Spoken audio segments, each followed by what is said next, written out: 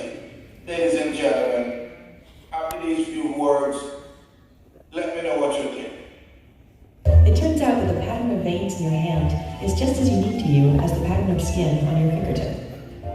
In this setup, the system is used to verify identity, to prove that you are who you say you are.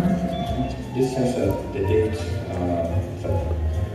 palmate pattern by using infrared illumination. The module shines near-infrared light onto a person's hand. Watching NEGROES TV. What? You're watching NEGROES TV. You too. Hey guys, you're watching NEGROES TV. What? The deoxygenated blood in the veins absorbs the near-infrared light, while the rest of the hand lets the light pass through. A sensor in the module records the image of the hand, where the veins show up as dark lines. Then a software program compares the image against the template on record for that individual. In this system, you have stored a template of your palm veins, yes? Then the program announces whether or not there is a match. Which is access denied. Greetings, Italy! Okay, so what two countries are on a race for the top of the AI technology? You know what two countries it is? China, United States, Switzerland. So this is real life. This is not fairy tales. The Bible is real. Now you look at this. This is Hong Kong Standard Bank of China. Okay, your DNA will be your data right here. It's like a barcode. So we're basically like barcode human beings, just like the Matrix. Now this is going on in India. It's already done in India. For a decade, every citizen will be provided with a unique ID number.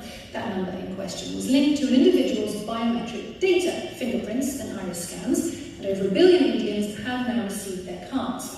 Today, launched in 2008, Aadhaar aims to provide an identification number to each of India's 1.3 billion people. It also records every individual's fingerprints and iris scans for the government's massive database. Okay, now put the fingers of your right hand up. In a country where many people don't have any identity document, this is a revolution. I want to enroll my 3-year-old daughter in school. They told me I can't do it without my Aadhaar card, so I desperately need it. The government has now made Aadhaar mandatory for availing subsidies on food and fuel, for opening bank accounts, and for getting a mobile phone connection. How many people are using biometric payments today in India? Could be in the millions. Today the Aadhaar authentication, which is an online verification using the Aadhaar biometric, does about 50 to 20 million a day. The new machine is a part of the government's rollout of its digital identification program, Aadhaar. It took India's government 7 years to enroll almost 90% of the country's 1.2 billion people. That's because it had to collect the world's largest biometric dataset, including prints of 11 billion fingers and photos of more than 2 billion eyes. Prime Minister Narendra Modi is betting on advanced technology to help solve India's critical problems, like poverty and corruption. But the new technology has brought its own set of problems for some. 90% of the cash in India is either 500 or 1,000 rupee notes. Suddenly, they are now worthless. Now I'm getting all this cash, but I can't have lunch. Nobody's accepting this money. This is the Big Brother is not watching you in a room through a television, but is watching through the biometric system and through Aadhaar and through data. Every single thing you do. Where you go, when you buy a ticket, when you buy a gas for your cooking, when you are going to the bank, when you do a bank transaction, your calls are all monitored. So what is left? So it's a complete invasion of the ultimate goal that these people have in mind is the goal to create a one world government. And the whole agenda is to create a one world government where everybody has an RFID chip implanted in them. All money is to be in those chips, right? And we don't want cash. And this is going to be straight from Rockefeller himself. This is what they want to accomplish. And all money will be in your chips. And so now instead of having cash, anytime you have money in your chip, They can take out whatever they want to take out whenever they want to. If they say you owe us this much money in taxes, they just deduct it out of your check digitally. Total control. Total control. And if you're like me or you, and you're protesting what they're doing, they can just turn off your chip. And you have nothing. You can't buy food. You can't do anything. It's total control of people. And that chip's connected to a database that has the purchase records, what we do. Everything is in there, you know? And so they want a one-world government, controlled by them, everybody being chipped, all the money in those chips, and they control the chips, and they control people, and you become a slave, you become a servant to these people. That's their goal, that's their intentions. All right, so they're not making RFID chips and spending all billions and millions of dollars on biometrics for no reason. They're not doing it just for fun. They're doing it to implement it at some point. Anybody know the Bank of America CEO, he called for a cashless society? Yes. Okay, so Bank of America is one of the Jewish banks. So the agenda is coming. We can't stop it because it's in the Bible, but we need to be aware of what's going on and start to try to prepare. This is not just happening in these countries, but it's happening in other countries, such as this country right here. I forgot the name of the country, but it's a lot of information. And we really need to prepare, and you know, what we give our freedom, our life, and soul, convenience, security, and safety, from food, clothing, and shelter, safety, and access to health care, they want us to depend on the system. If you owe taxes, they can garnish your check. They can put liens on you. If you owe a water bill, they can take your house from you. If you owe property tax, they can take your house from you. We all know when you owe debt, you owe the government something, they can shut it down. And in terms of food, when the Israelites were in the wilderness, did they go to the grocery store? When the Israelites were in the land, did they go to the grocery store and get formula, milk, and bread, and everything else? No. So we can live off the land and live as a community, just like the ancient Israelites did, but we're so conditioned to be in this Babylonian society that we go to the Bain, we go to Chipotle, we go to Five Guys and Burger, we go get some pizza. We don't cook our own, we don't make our own food, grow our own food, and all these other things. These are the things we need to do. Because these initiatives, such as the ID 2020 initiative, is coming around the corner. By 2030, they want almost everybody on the planet Earth to have a digital identity number on the planet. By 2020, they're going to start pushing this. But by 2030, 2029, they want everybody in the world, they have 5G internet, they have access to Wi-Fi, to be on this digital identification system. No more needed that you have a name and all sorts of stuff. All we need is your number and your biometrics, like the guy said, your DNA, your retinal scans, your blood type. That's a whole lot of stuff, more than what the doctor wants. And so there's different people such as Mark Zuckerberg, he's Jewish, he owns Facebook, Instagram. So best believe that everything we do, they're watching us. And when they start to see that we're a threat, they can put you on the marker for terrorist group, just like they did the Biafrans in Nigeria. As soon as they said the Biafrans in Nigeria were a terrorist group, it all calmed down. So now you don't hear anybody in Biafra saying that we need to be sovereign from Nigeria. They shut down the leader, and they shut down the Biafra movement by simply labeling anybody showing the Biafra flag as a terrorist in Nigeria. So they're calling for universal basic income, and you have other people, they got cryptocurrencies. Anybody heard of the Libra currency? The cryptocurrency? Okay, a lot of people should be up on a lot of these things because this is all based off the blockchain. Does anybody know what the blockchain is? The blockchain is going to be pivotal in the market of beasts or a cashless society. And Libra is a digital wallet. It allows you to make transactions without the dollar bill. And it's powered by the blockchain technology. Currently, China, Iran, North Korea, they're kind of not on the fence, but actually China got patents on the blockchain. Bank of America has patents on the blockchain. I don't have to get to the presentation about that, but they do have patents. Bank of America has patents, 50 patents on the blockchain. So does China. So that means that they're going to use the blockchain eventually. You don't get a patent for no reason. You get it for a purpose.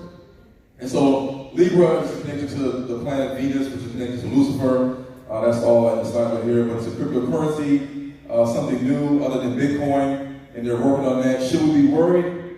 Yes, we should be worried because eventually payment systems such as Visa, MasterCard, PayPal, Stripe, eBay, all things that we use for e-commerce. A lot of people have businesses that use e-commerce on their internet, and they go through these gateways right here. You either go through PayPal or Stripe, or you get merchant banking from your bank, and it's the debited right to your bank account. So you're going to have to go to this in order to make money. So once they implement this, you have no choice but to make money from your business by getting into the system. Unless you go to the barter system. And so the blockchain is the precursor to the foundation for the market of beast. It's monitored digital DNA, which incorporates all your assets. They say it's totally secure and unhackable because it just refreshes. It's like it's impossible to hack.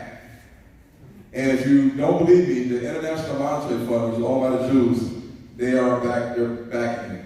And the International Monetary Fund and the Jewish founded money makers, they basically represent and control the special drawing rights, meaning the monies that most people use in the world, such as the US dollar, the euro, the British pound, and the Chinese renminbi or yuan. So we have the blockchain, City Financial, NASDAQ, Wall Street is going to be on the blockchain. So the stock market is going to be on the blockchain eventually.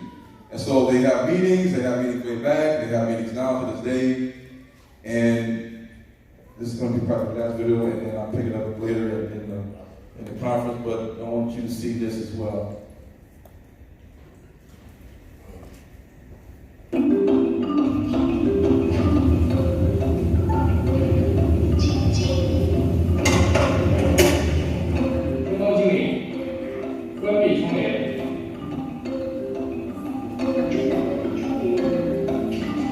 天猫精灵，打开电视。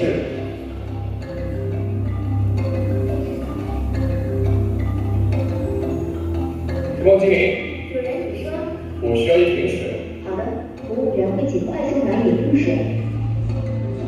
机器人正在执行配送任务中，进入电梯。The self-check-in machine, like the guest mobile check-in, like the robot service and homogeneous voice butler.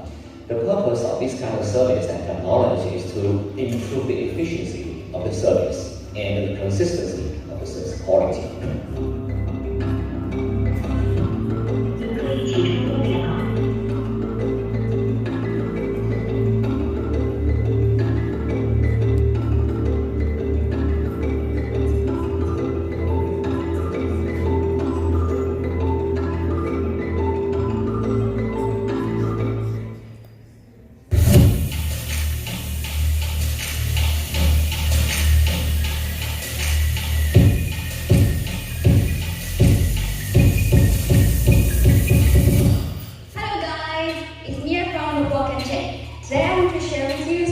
blockchain technology examples in China. I have so many reasons to love China. I was born here. I love Chinese food. They're super delicious, amazing, if you know where to find good ones. And also Chinese technologies are reaching new heights every day. The most important thing is China takes a primary place in the world of blockchain tech. So today, let me share with you some blockchain tech examples in China.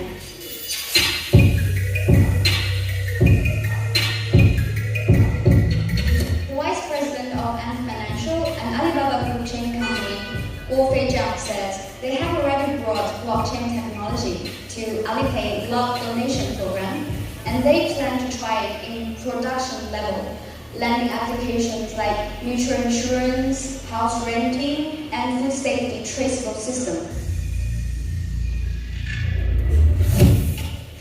Ant Financial Technical Lab launched first blockchain-grade network called Block 7. Painted on the car will become real. If the car gets hit, the sensors on the car will collect all the info and upload to blockchain. I think it's just a concept now, but it will be really great if this gimmick can make it to real life. In fact, Alibaba has the most blockchain patents in the world. Thanks to Ant Financial, the e-payment giant. Last year, Alibaba filed 43 such patents, which is more than 10% of the total in the world. Actually, last year, more than half of the 400 blockchain-related patent applications were from China.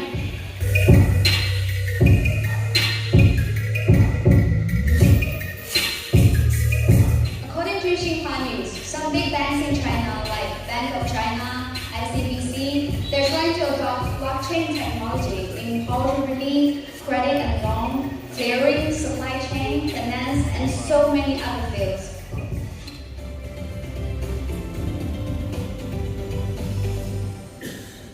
The largest automated telecom vending machine provider in Saudi Arabia is developing a prototype for a biometric cash machine. Al-Hamrani Universal and Showcard are working together on the blockchain-based platform. The payment service is explained in this clip by Showcard. Showcard helps verify the individual's identity and authority to use the card. It also features authorization with facial recognition, which can confirm the user's identity and authority to perform high-value transactions without having to go to a bank's branch. The pilot program will use an open ledger-based application, which will use customer spaces to authenticate their transactions. The Showcard will presumably allow confirmations across banks using a person's face instead of a card. The prototype is currently being rolled out in hope that it will put an end to debit and credit card fraud. To do this, it will include 5-factor authentication, which includes biometric data, a QR code, timestamp, the Showcards, and other certification methods. In the future, the identity of a customer can be used in machines which are not created by Al-Hamrani, given that most ATMs are outfitted with cameras already. This is not the first time that customers have been exposed to biometric ATMs. The first have come online in Taiwan and Spain, and Japan's Seven Bank is expected to begin working with the technology to allow customers to create bank accounts directly through their machines.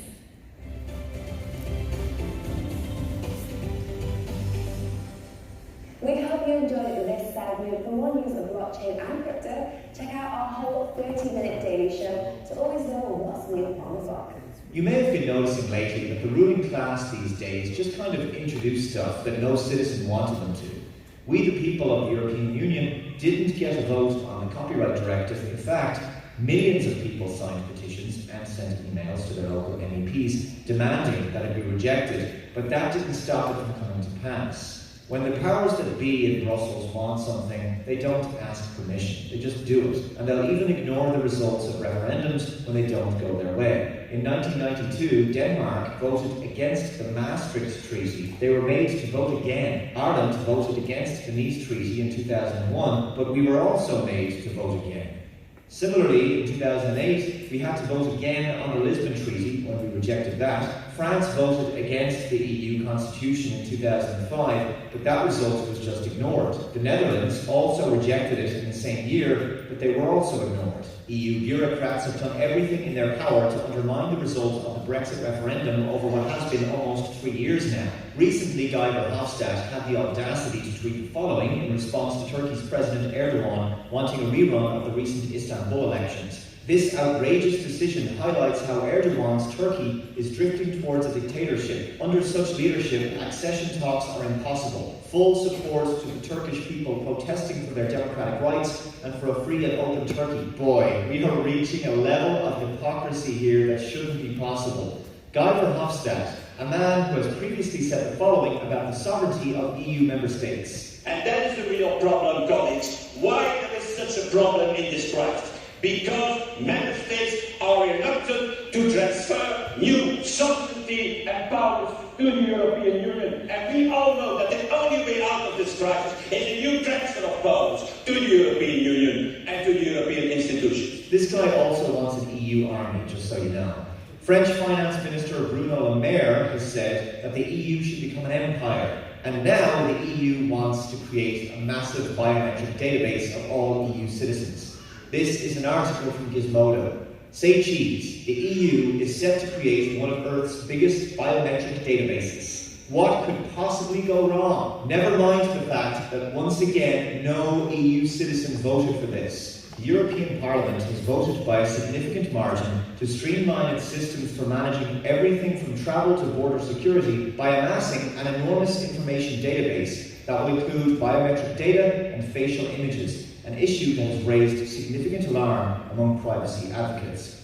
This system, called the Common Identity Repository, CIR, streamlines a number of functions, including the ability for officials to search a single database rather than multiple ones, with shared biometric data like fingerprints and images of faces, as well as a repository with personally identifying information like date of birth, passport numbers, and more. According to ZDNet, CIR comprises one of the biggest tracking databases on the planet. Every day, the European Union is beginning to sound more and more like communist China. Anyone else think that this biometric database is going to give rise to a European social credit system before too long? The CIR will also amass the records of more than 350 million people into a single database, containing the identifying information on both citizens and non-citizens of the EU, ZDNet reports. According to Politico Europe, the new system will grant officials access to a person's verified identity with a single fingerprint scan. The system has received significant criticism from those who argue that there are serious privacy rights at stake, with civil liberties advocacy group Statewatch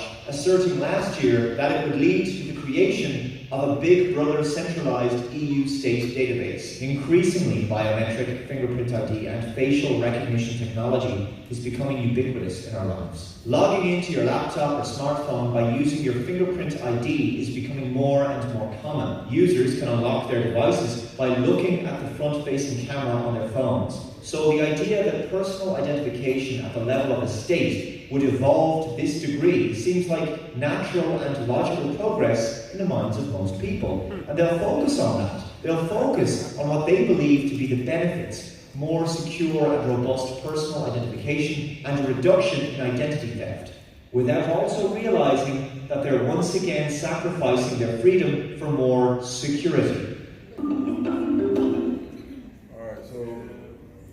So as you can see, they want a single database. They want everything to go into one system.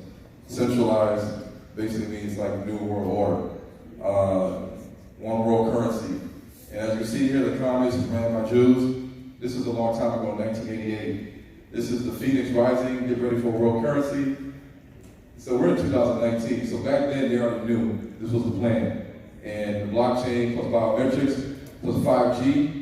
They have 5G at the Renaissance Marriott. If you check the levels, you'll see the difference between 4G and 5G. Electromagnetic radiation, artificial intelligence, which we have today, quantum computer, Firefox Quantum, government, Jewish bankers, special drawing rights equals one world currency. This is what John saw 2003, about 2,000 years ago. And we need to understand these things and really prepare. And Pastor Dow, this is going to set the stage for him, what he's going to talk about tomorrow. But yesterday at the movie theater, somebody asked this question: how do we get around buying and selling? You know, and Pastor Dow said, you need to get free. You need to come out of Babylon. And that's what we need to be doing right now. Instead of worrying about who's Esau, is Esau the white man, how many people going to be slaves and I can't do them, and all this stuff. We need to worry about getting freedom. Real talk. Because this is going to affect all our people, all our family. And you're going to have people, when this day comes, they're going to say, well, my kids need to eat, we need formula, we need diapers, I'm not going to do it. I'm going to go ahead and get this chip. I don't know about you. You can do what you want to do, but they got to eat. And you're going to have to tell your wife, and you say, no, we can't do this. Let's go to this community over here. Let's go here and go there. And if your mate is not with it, then what are you going to do? Are you going to say, okay, forget it, I'm going to take the mark of the beast and stand up and everything, pull your sleeve up and scan your eyes, or you're going to try to get free. So that's the end of this part of this workshop. At 2:30, which is right on the corner, they're going to have the sister circle in here. So all the sisters are going to stay here for the sister circle, and the men are going to meet in 310, 312A, is it 313? 313A and B. So sisters stay in here, and the men are going to the room. Thank you for Hey, shalom, y'all. All right, so that's going to start the beginning of the workshop. I might go live a little between then. What's coming after that is going to be the music concert tonight at 7. So I'll definitely be live streaming that. Hey, Ron, will we be able to pull this table back to the concert? Because for the concert, you don't have to use the... Okay. So definitely tune in at around 7, and we'll have the concert, and I'll be live streaming it. And what I'm gonna probably do is try to tie into their sound system. Matter of fact, let me catch up with this sound dude. So I'm gonna holler at